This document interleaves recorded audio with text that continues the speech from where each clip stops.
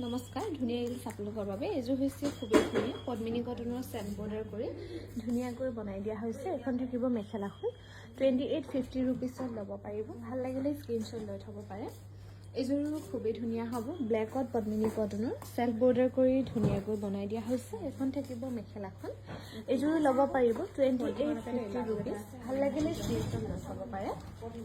এযোৰো খুবেই ধুনীয়া হ'ব। বটল গ্ৰীণ কালাৰৰ চেল্ফ বৰ্ডাৰ কৰি ধুনীয়াকৈ বনাই দিয়া হৈছে মাল্টি কালাৰ বুটা কৰি।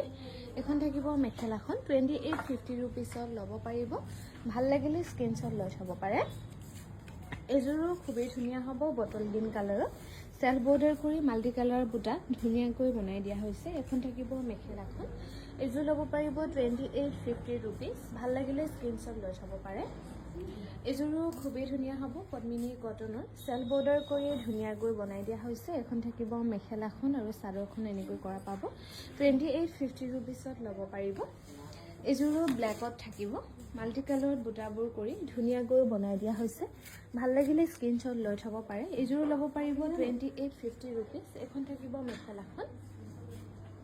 এযোৰো গ্ৰীণ কালাৰত হ'ব। মাল্টি কালাৰৰ বুটাবোৰ কৰি ধুনীয়াকৈ বনাই দিয়া হৈছে। এখন থাকিব মেখেলাখন 2850 ৰুপিছত ল'ব পাৰিব। আৰু এযোৰো হোৱাইটত হ'ব।